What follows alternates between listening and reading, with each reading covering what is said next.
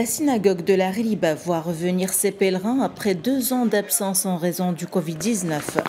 Des milliers de croyants juifs ont afflué sur l'île de Djerba. À l'intérieur de la synagogue, les pèlerins ont prié, allumé des bougies, inscrit des vœux sur des œufs placés ensuite dans une cavité de la synagogue. C'est mon 3e pèlerinage. Chaque fois que j'ai demandé quelque chose ici, je l'ai eu. La fertilité serait alors promise à celle qui aura inscrit son nom sur l'œuf et le mariage aussi. Il suffit d'écrire nos vœux sur l'œuf. Je viens tous les ans ici pour le pèlerinage, mais l'année dernière c'était impossible à cause de la pandémie et ça m'a fait de la peine. J'étais en peine. Le pèlerinage de la Ghaliba a démarré avec la présence de nombreuses personnalités et dignitaires juifs venus d'Europe et d'Israël. La chef du gouvernement tunisien Najla Bouden s'est rendue sur place pour envoyer un message d'amour et de paix pour tout le monde depuis Djerba. Le pèlerinage de Ghaliba est un véritable exemple de la coexistence pacifique.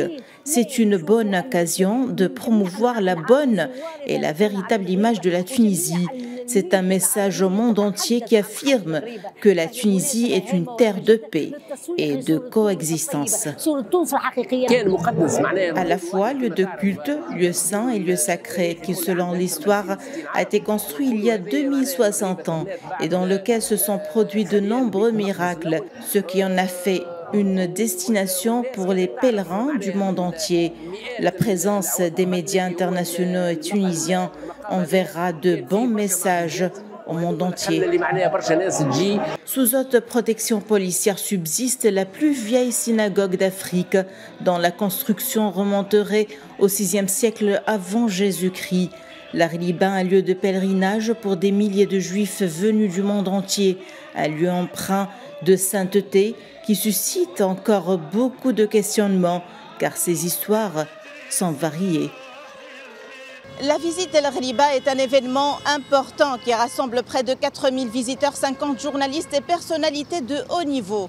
Un événement dont toutes les parties ont été mobilisées pour le faire réussir, d'autant plus que le pèlerinage coïncide avec le début de la saison touristique. Depuis Tunis, Najwa Becha pour Média.